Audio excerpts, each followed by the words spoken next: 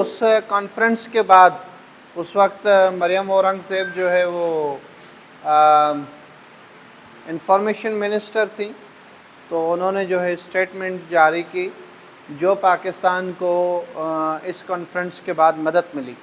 उस मदद में क्या है, इंटरनेशनल कम्युनिटी से यूरोपीय यूनियन, EU स्टैंड्स फॉर यूरोपीय यूनियन विच हैज़ 27 मेंबर्स, जो UK उसका मेंबर था और उन्होंने जो है वो छोड़ दिया, तो उसके बाद अब उसके 27 है, 28 मेंबर थे उसके, 28 UK ने जब छोड़ दिया तो उसके बाद अब उसके 27 मेंबर्स हैं यूरोपीय यूनियन के।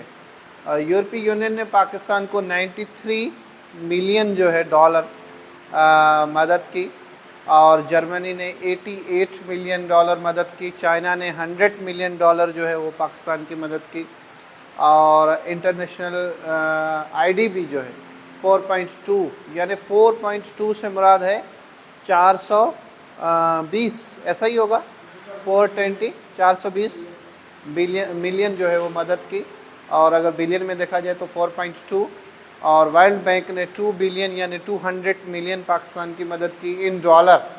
जापान ने 77 मिलियन मदद की, और एशियन डेवलपमेंट बैंक ने 1.5 बिलियन पाकिस्तान की मदद की इस जेनेवा कॉन्फ्रेंस के बाद, और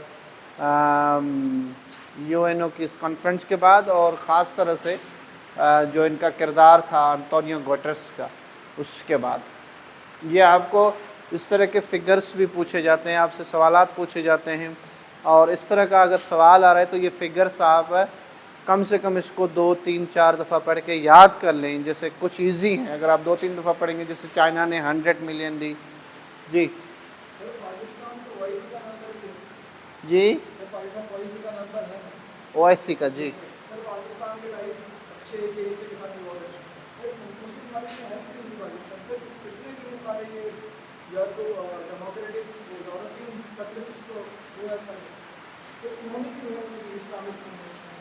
बेसिकली OIC जो है, पहली बात तो ये कि OIC UNO के बाद सबसे बड़ी ऑर्गेनाइजेशन है। It has 57 members. It was founded in 1969, ठीक है। और लेकिन सबसे बड़ा जो मसला है वो ये है कि OIC डिसीशन मेकिंग नहीं कर पा रही, इस वजह से क्योंकि जो उसके मुस्लिम ममालिक मेंबर हैं वो सब डिपेंडेंट हैं इन ममालिक पर। सऊदी अरब आप देख लें, दुबई आप देख लें, बहरीन देख लें, सिवाय चंद ममालिक है जैसे ईरान है, अगर आप उसकी फॉरेन पॉलिसी देखेंगे तो वो इतना USA प्रो USA या USA से वो डिपेंडेंट नहीं है। उसका एक इफ़ेक्ट है ईरान पर, उस पर सेक्शंस हैं, लेकिन सऊदी और वो सब तो अपने उस इंटरेस्ट के लिए करते हैं। आप इस बात को देख लें कि ये जो गल्फ़ के मुस्लिम कंट्रीज़ हैं जो इतनी बड़ी मज़हब के नाम पर पॉलिटिक्स भी करते हैं, लेकिन इन सब ने तो इसराइल को सबसे पहले एक्सेप्ट किया ना, उनकी एम्बेसी बना ली और सब चीज़ें। तो इट इज़ जस्ट OIC, जो अंग्रेज़ी का है ना OIC, तो बस OIC की अब वो वाली हैसियत है, वो उसमें डिसीशन कोई भी वो नहीं ले सकते, ठीक है। आगे चलें। ट्रस्टीशिप काउंसिल का बेसिकली जो काम था वो कुछ ममालिक के लिए बनाई गई थी, जिसको जो है वो उनको उनके इश्यूज़ को रिज़ॉल्व करे। लेकिन जब उनके इश्यूज़ को उन्होंने रिज़ॉल्व किया तो करंटली इस वक्त UNO का एक ऑर्गन फंक्शनल नहीं है, जो एक्टिव नहीं है, वो ये है ट्रस्टीशिप काउंसिल, यानी ये डीएक्टिव है फ्राम 1994, ठीक है। आगे अगला करें। International court of justice. International court of justice के 15 जो है वो जजेस हैं, और इसका हेडक्वार्टर कहाँ पर है? इसका हेडक्वार्टर आई थिंक जिनेविया में है या हैग्यू में है, इसको कंफर्म करें। हैग्यू में है, हाँ हैग्यू में है, ठीक है। तो Hague is in Netherlands, so Netherlands में इसका जो है वो हेडक्वार्टर है। और ये इंटरनेशनल जो इश्यूज़ हैं, जैसे मिसाल के तौर पर कुलभूषण यादव का इशू था पाकिस्तान में, या इस तरह के और इश्यूज़ हैं, जैसे अभिनंदन यहाँ पकड़े गए, या इस तरह के और जो इंटरनेशनल हैं उनको जो इसमें डिस्कस किया जाता है। कश्मीर इशू को तो जनरल असम्बली में भी डिस्कस किया जाता है ना, या फ़लस्तीन के इशूज़ को यहाँ भी डिस्कस किया जा सकता है। जैसे पाकिस्तान और इंडिया के दरमियान पानी का अगर कॉन्फ्लिक्ट है या इस तरह के जो कॉन्फ्लिक्ट्स हैं वो एक बड़े ट्रिब्यूनल के लिए तो इसमें चलते हैं, इसमें यूएन, इसमें आईसीजे में, इंटरनेशनल कोर्ट ऑफ जस्टिस में, लेकिन वो जनरल असेंबली में भी डिस्कस किए जाते हैं। ठीक है, आगे चलें। These are the special agencies of UNO, ILO, ILO stands for International Labour Organization। असल में ILO जो है वो नेशंस ऑफ लीग का भी हिस्सा थी, लेकिन बाद में जब लीग ऑफ नेशंस जो है वो टूट गया तो UNO जब बनाया गया तो फिर ये UNO का हिस्सा हो गई। और फूड एंड एग्रीकल्चर है, यूनेस्को है, United Nations education scientific and cultural organisation, world WHO है, वर्ल्ड बैंक है, IMF है, और इस तरह बहुत सारे हैं। तो ये सब मैंने तरतीब के साथ दिए हैं। WTO है, वर्ल्ड ट्रेड ऑर्गेनाइजेशन, इन सब को आप पढ़ के याद कर लीजिएगा, खासकर इनके एब्रीवेशंस वगैरह आपको याद हों। और स्पेशल एजेंसीज ऑफ UNO है। आगे करें, अगली slide. Special bodies of United Nations है, जिनमें यूनाइटेड नेशंस चिल्ड्रेन फंड है जिसे यूनिसेफ कहा जाता है, और उसके अलावा UN conference on trade and development है, UNCTAD, UN development programme UNDP है, मुख्तलिफ हैं ये सब, इसमें मैंने मेंशन किए हैं, आप इसको पढ़ लीजिएगा।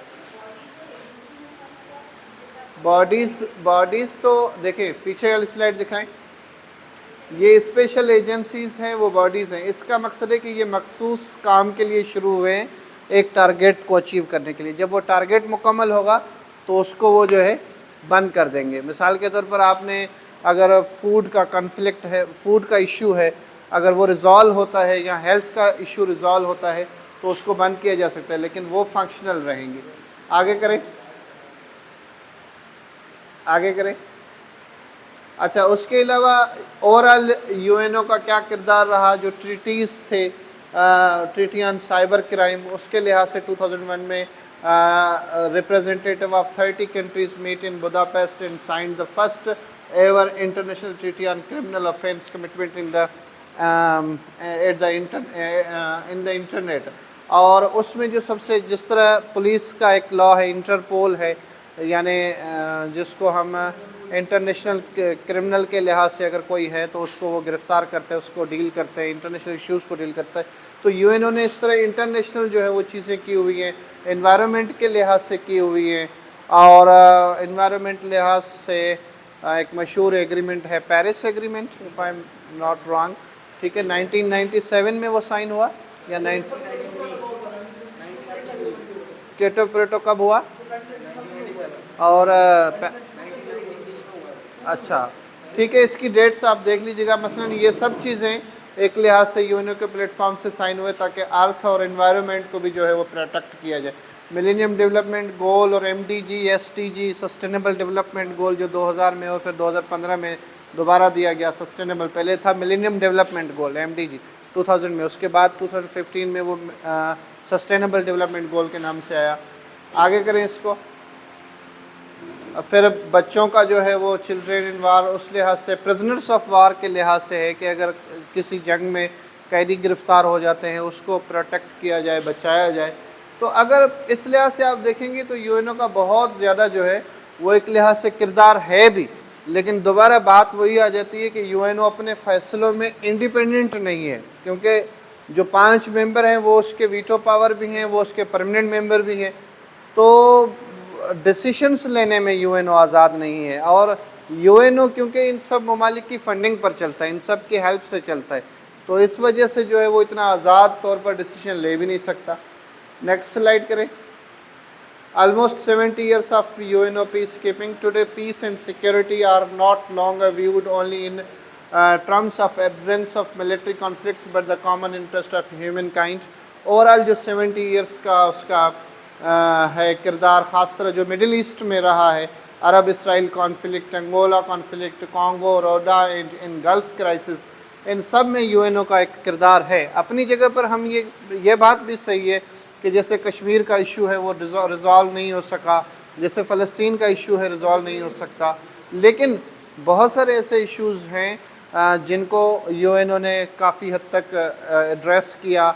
UNO ने जो WHO है हेल्थ के लिहाज से उसका बड़ा है किरदार, यूएनओ का कोविड-19 में बड़ा किरदार था, पेंडेमिक सिचुएशन में। तो ये सब चीज़ें हैं। 29 मई 2015 mark not only the international day of peace keeper but also the 65th anniversary of UN peace keeping operation, जो उन्होंने ऑपरेशन के ज़रिए जो है इसको सेव किया। तो इस लिहाज से यूएनओ का किरदार है। हमारे पास कितना टाइम है अभी? 10 मिनट हैं। ठीक है, ये लास्ट स्लाइड है इसकी, आगे करें, खोलें, है ख़त्म हो गया, इसको हम बंद करते हैं। अच्छा, अब मैं आपसे कुछ सवाल पूछूंगा, फिर हम इसको ख़त्म करेंगे। इससे पहले कोई आपका सवाल है तो पूछें, फिर मैं कुछ चीज़ें आपसे मतलब रिवाइज कराऊंगा आपको। अच्छा, यूएनओ के टोटल कितने मेंबर्स हैं?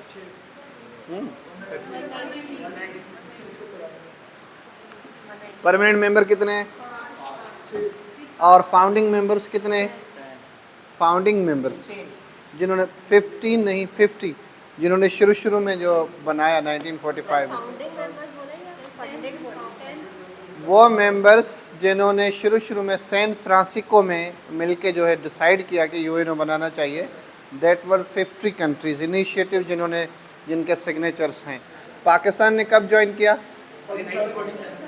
डेट बताएं, ये तो सबको याद है। 13 नहीं 13th 30 जी, इसको दुरुस्त कर लें अगर गलत है तो। अच्छा, UNO was established on which date?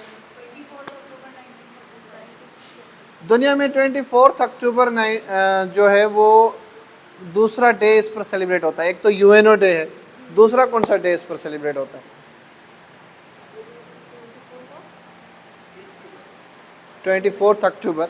जैसे 22 अप्रैल अर्थ डे है, जैसे दुनिया में कोई भी अगर डे, जैसे 5 अक्टूबर कल इंटरनेशनल टीचर्स डे था, तो 24 अक्टूबर जो है वो है यूएनओ का डे। इस लिहाज से एक और भी डे इस डेट को सेलिब्रेट होता है, मेरे ख्याल में पोलियो डे है। ज़रा इसको कंफर्म कर लें, अभी किसी के पास नेट है तो सर्च करें। लेकिन 24 यहाँ लिखें polio day celebrated on which date, तो मिल जाएगा आपको। अच्छा, इसके अलावा मुझे बताएं कि नॉन परमानेंट मेंबर्स कितने हैं? 10। और नॉन परमानेंट मेंबर्स कितने साल के लिए होते हैं? 2 साल के लिए होते हैं। कब चेंज होते हैं? 2 साल बाद चेंज होते हैं, लेकिन किस बुनियाद पर चेंज होते हैं? अल्फ़ाबेटिकल ऑर्डर पर चेंज होते हैं। वीटो पावर कितने हैं? 5। वीटो पावर से क्या मुराद है? अच्छा, मुझे ये बताएं कि नॉन परमानेंट मेंबर और परमानेंट मेंबर कहाँ बैठते हैं हंगामी बुनियाद पर अगर कोई हो? सिक्योरिटी काउंसिल में, ठीक है। और ICJ international court of justice के कितने जजेस होते हैं? 15 जजेस होते हैं। आईसीजे का हेडक्वार्टर कहाँ पर है? हैग्यू कहाँ पर है? नेदरलैंड में, ठीक है। नेदरलैंड का है कौन से कॉन्टिनेंट में?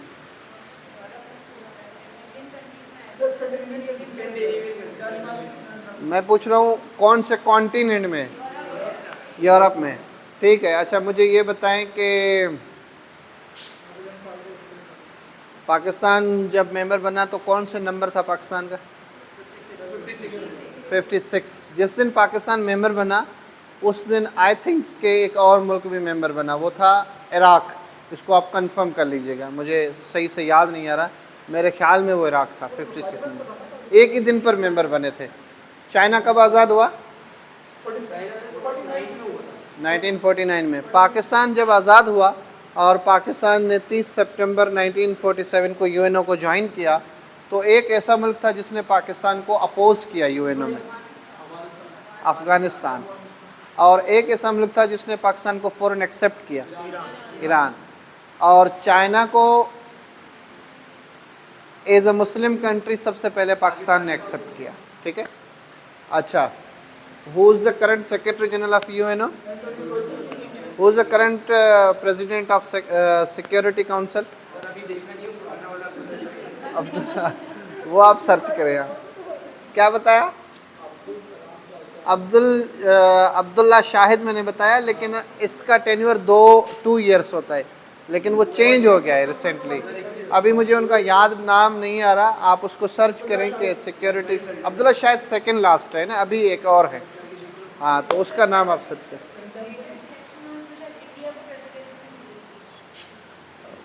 प्रेसिडेंटशिप नहीं मिली, एक आई थिंक वो नॉन परमानेंट मेंबर में से एक वो है, लेकिन इस बात के चांसेस हैं कि जो दुनिया के 5 परमानेंट मेंबर हैं, इंडिया उस कोशिश में है कि वो परमानेंट छठा मेंबर बने। जी, जर्मनी का असल में मसला ये है कि क्योंकि वो इन्वॉल्व रहा है फर्स्ट वर्ल्ड वार में और सेकेंड वर्ल्ड वार में, तो इसलिए उस पर थोड़ा सा ट्रस्ट करना मसला है। इंग्लैंड था, लेकिन इंग्लैंड और ये जो अभी ये जितने भी वीटो पावर हैं, ये सेकेंड वर्ल्ड वार में अलाइज का हिस्सा थे। मैंने आपको बताया था ना, एक्सिस ग्रुप और allies group. Germany axis group में था, और ट्रीटी ऑफ वर्साइल जो फर्स्ट वर्ल्ड वार के बाद हुआ था, तो उन्होंने ये डिक्लेयर किया था कि ये वो ममालिक हैं, एक्सिस वो ग्रुप है जिसने जंग की शुरुआत की, तो इसलिए जो है वो इससे डिस्टर्ब है कि मतलब इनको ना बनाया जाए। अच्छा, और क्या सवाल था मैं पूछ रहा था? Cold war after second world war शुरू हुई और 1991 तक हुई, ठीक है। यूएनओ के बारे में और क्या था? और यूएनओ का हेडक्वार्टर कहाँ पर है? न्यूयॉर्क में है। यूएनओ की ऑफिशियल लैंग्वेजेस कितनी है? कौन कौन सी? Arabic, Spanish, French, English, Chinese, ये तो 5 हो गई। रशियन, आप इसको कंफर्म कर लीजिएगा, जितनी याद कर लें इसको, ताकि आप इसमें कंफ्यूज ना हो। अभी जो यूएनओ के जनरल सेक्रेटरी हैं वो किस नंबर पर हैं?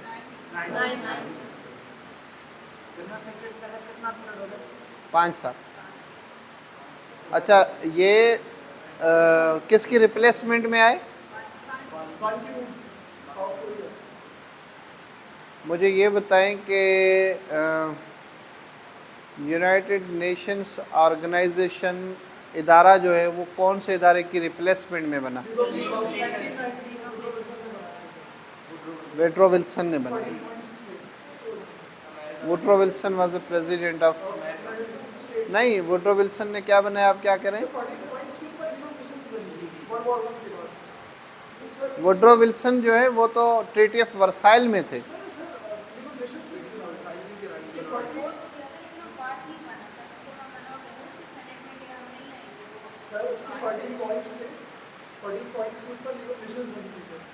नहीं, वो होगा आपकी बात, लेकिन मैं ये कह रहा हूँ कि वुडरो विल्सन जो है ना, वो जो फर्स्ट वर्ल्ड वार हुई थी उसके बाद जो ट्रीटी साइन हुआ था, ट्रीटी ऑफ वर्साइल, वो वुडरो विल्सन की इन्फ्लुएंस से हुआ था, उन्होंने करवाया था इन 1919 में। सेकंड में भी अमेरिका के प्रेसिडेंट थे, चर्चिल थे। और बल्कि जो फंडामेंटल राइट्स की हमने बात की, तो फंडामेंटल राइट्स यूनाइटेड नेशन के डिक्लेयर हुए इन 1948 में। फंडामेंटल राइट्स जो है वो चर्चिल की मिसेस ने डिक्लेयर करवाए थे। उसका आप पढ़ लीजिएगा तफसील, ठीक है।